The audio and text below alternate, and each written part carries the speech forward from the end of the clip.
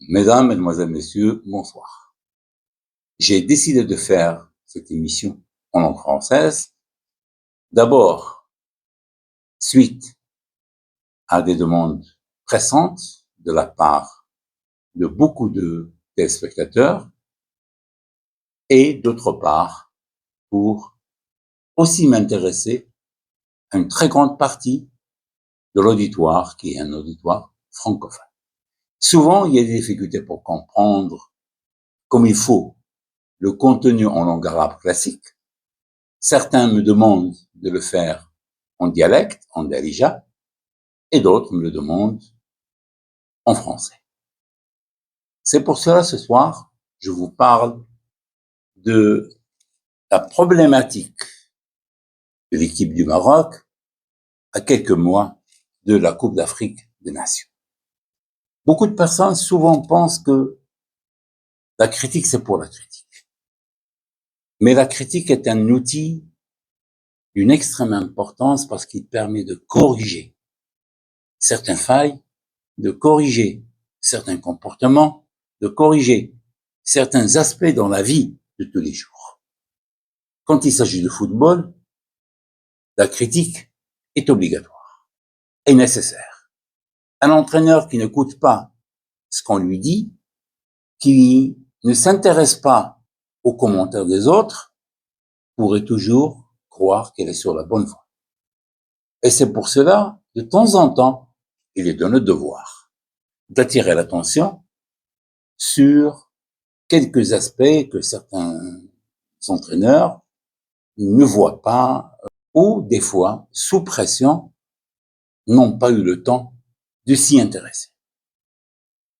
Quand on voit l'équipe du Maroc, depuis la Coupe du Monde du Qatar, et l'exploit, parce qu'il s'agit d'exploit, il faut bien le rappeler, et il ne s'agit pas d'une tradition que l'équipe du Maroc a souvent tenue dans les grands rendez-vous.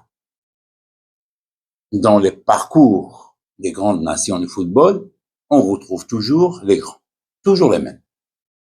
Comme on a dit souvent, quand il y a une Coupe du Monde, il y a toujours la main qui est en finale.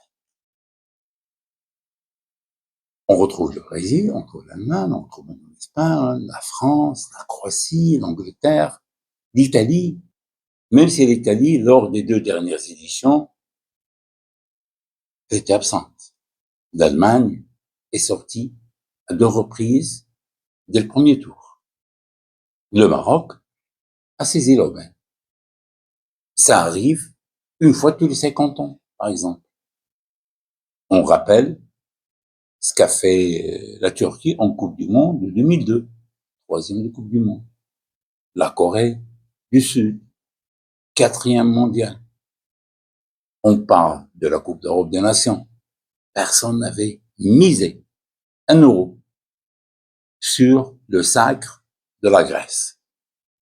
Une petite équipe qui vient écraser tout le monde. Il gagne la France de Zidane. Elle gagne le Portugal à l'ouverture comme à la clôture, dans un exploit phénoménal. On se rappelle du Danemark, invité de dernière minute, et qui écoulabousse tout le monde, y compris la puissante Allemagne, 2-0 en finale. S'il vous plaît. Donc l'équipe du Maroc, au Qatar, a réussi un exploit.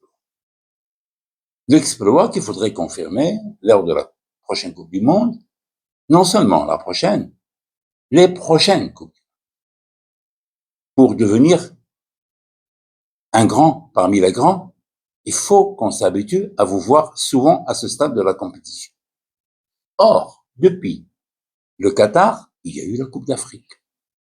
Sauf que les gens ne s'y intéressent pas. Ont oublié la piètre exhibition de l'équipe du Maroc dans cette Coupe d'Afrique. Il y a eu un premier match facile contre la Tanzanie, mais il y a eu beaucoup de difficultés pour marquer des buts. On se rappelle qu'on menait 1-0 et il a fallu vraiment l'expulsion d'un joueur pour marquer un deuxième but à la 70e minute et l'autre, je pense, au 30e, 78e. Il y a eu le match à 3 heures de l'après-midi contre le RCD, le Congo démocratique, l'ex-Zaïre, où on a commencé à se plaindre de l'humidité, de la chaleur, du timing de jouer cette rencontre, et on se retrouvait avec une équipe du Maroc complètement à côté de la plaque. Pour rappeler ce match, le comportement de Walid El-Regragui, de Youssef N'Sery, les séquences qu'on a eues à la télé, les frictions entre Walid El-Regragui, un des joueurs du Congo, la réaction de N'Sery qui a poursuivi le joueur, etc. Le troisième match, on avait besoin juste d'un point, on l'a gagné devant la Zambie, mais on a perdu Hakim Ziyech blessé. Il y a eu le match de l'Afrique du Sud, et là encore, l'équipe du Maroc échoue. En ratant un penalty qui aurait pu ramener l'équipe du Maroc vers un nul et espérer marquer un deuxième. C'est ça le football. Des détails. Mais depuis cette Coupe d'Afrique, on a senti que l'équipe du Maroc n'évolue pas, ne progresse pas. Beaucoup de changements, il n'y a pas d'équipe type, il n'y a pas un jeu clair, il n'y a pas un rythme élevé, on joue d'une manière très, très, très lente. On est loin de jouer avec une seule touche, on est loin de jouer rapidement, on est loin de faire des transitions rapides, c'est-à-dire faire passer la balle de la situation défensive vers le projet offensif. Les joueurs qu'on ramène, c'est des joueurs qu'on voit une fois, deux fois, puis disparaissent. Les joueurs qui ont marqué les Jeux Olympiques de Paris n'ont pas eu place, n'ont pas eu vraiment la reconnaissance qu'ils méritent. C'est-à-dire aller vers l'équipe première, leur donner une chance. Surtout quand il s'agit de matchs amicaux, de matchs où la victoire n'est pas nécessaire parce que l'équipe du Maroc était déjà qualifiée. Par exemple, les éliminatoires de la Coupe d'Afrique. Nous sommes les organisateurs. Les 6 matchs qu'on avait joués, c'était une aubaine extraordinaire qui ne s'offrait pas à d'autres équipes nationales ou à d'autres entraîneurs de pouvoir tester des joueurs. On l'a pas fait. Ce qui fait que plus le temps passe, plus on approche vers l'échéance. Et une fois qu'on approche de l'échéance, on se rend compte qu'on n'a pas construit une équipe compétitive. Nous sommes encore à la recherche d'une équipe. L'entraîneur va bientôt fêter ses 3 ans à la tête de l'équipe du Maroc, mais le projet footballistique n'est pas clair. On essaie des joueurs, on ramène des joueurs. Et pourtant, ce qu'a eu Walid El-Regragui, aucun entraîneur ne l'a eu au Maroc, en entraînant l'équipe nationale. Il joue la plupart des matchs à domicile. Sur les 12 matchs, les 12 derniers matchs qu'il a gagnés, 11 matchs ont été joués au Maroc. C'est-à-dire, il se déplace peu ou rarement. On lui ramène les équipes au Maroc. Le travail de la fédération est un travail titanesque. C'est-à-dire qu'aujourd'hui, Walid El-Regragui ne peut pas reprocher à la fédération le fait qu'il n'a pas eu les moyens de sa politique. Tous les moyens sont mis à la disposition de l'équipe du Maroc. Le confort. Les hôtels qui sont complètement refaits, comme c'était le cas en Côte d'Ivoire. Les vols directs. Les conditions extraordinaires d'entraînement. Le complexe Mohamed VI. Tous les facteurs aidant à donner aux joueurs le confort nécessaire et être prêts pour le match ont été mis à disposition de l'équipe du Maroc. Et on attendait des résultats. Sauf que on s'accroche aux résultats propres qu'on voit à la fin du match. Mais on ne voit pas au-delà du résultat. On ne voit pas le projet lui-même. On ne voit pas que cette équipe du Maroc peine à progresser. Il y a ce progrès juste dans les conférences de presse qu'on voit chez Walid El-Regragui. Mais proprement dit, demandez à n'importe quel supporter de l'équipe du Maroc. Est-il serein? Est-il tranquille? Est-il confiant que cette équipe qu'il voit aujourd'hui est capable de disputer cette Coupe d'Afrique et de la gagner devant les ténors? Et quand on voit les autres et leurs performances et leur façon de jouer, ça nous interpelle. Et on se dit, ils sont mieux capables. Peut-être que pendant la compétition, il y a certains facteurs, certains détails qui émergent et qui rendent l'équipe coriace, efficace, flamboyante. Rappelez-vous la Côte d'Ivoire. Il a gagné un match avec un score extraordinaire à l'ouverture de la CAN. Il a perdu les 2 autres matchs et il s'est qualifié grâce à la victoire du Maroc sur la Zambie. Ça a permis à la Côte d'Ivoire d'être présente au 2e tour. Et là, on a vu un autre visage.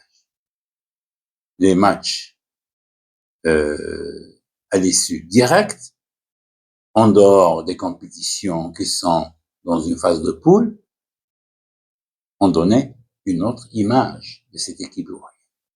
Sommes-nous capables de faire ça?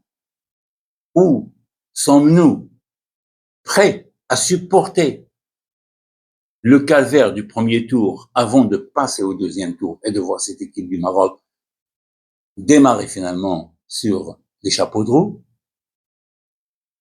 Ce qui est sûr, c'est que cette Coupe d'Afrique est une Coupe d'Afrique. Pour passer au 2e tour, c'est une possibilité qui est à la portée de tout le monde. Pourquoi? Parce que déjà, on joue avec 24 équipes. Et sur les 24 équipes, il y a les 2 tiers qui passent au 2e tour. C'est-à-dire, les 2 premiers de chaque groupe, ça nous fait 12, et les 4 meilleurs 3e. Et là, impossible qu'un 4e en Coupe du Monde n'arrive pas à décrocher une place, même meilleur 3e. C'est pour cela que la qualification au 2e tour est une qualification qui est déjà assurée. Si une équipe comme le Maroc est incapable de passer ce test, c'est-à-dire, il n'a pas les moyens, il n'a pas le profil, et il n'a pas l'identité d'une équipe championne. Il y a beaucoup de choses à revoir dans cette équipe du Maroc. Le chantier qu'on espérait voir n'a finalement pas commencé. On est toujours à la recherche de certains joueurs, on est toujours à la recherche d'une complémentarité entre certains joueurs à la charnière centrale, sur le flanc droit, sur le flanc gauche, l'absence de Diaz, l'absence de Mazraoui, tout ça nous interpelle. Qui joue? On joue avec un avant-centre, avec 2 attaquants de pointe. Quel système on peut être meilleur? Tout ça, c'est le travail de Walid El Regragui. Mais jusqu'à présent, il n'y a pas d'indice. On a suivi beaucoup d'équipes dans le monde, beaucoup de compétitions. On sait dès le départ que tel va jouer et que cette équipe va jouer comme ça. Nous, on a adopté un système qui a bien fonctionné en Coupe du Monde, le 4-1, 4-1, mais quand il s'agit d'attaquer et de gagner cette Coupe d'Afrique à domicile, il va falloir changer de cap, changer de fond de jeu, changer de tactique, avoir plusieurs stratégies, comme on les appelle souvent le plan A, le plan B, le plan C, le plan D. Avoir des alternatives, avoir des solutions, avoir des joueurs clés qui peuvent rentrer et faire basculer le match. On espère que les mois qui nous restent et qui nous séparent de la Coupe d'Afrique apportent des solutions, apportent surtout de la sérénité et de la clairvoyance. D'abord chez l'entraîneur, ensuite chez les supporters, pour qu'ils puissent finalement dormir tranquillement sur leur laurier et dire que demain, on est prêt à décrocher cette Coupe d'Afrique, ou que celle de 76 ne reste pas toute seule, orpheline, depuis pas mal d'années. À la prochaine.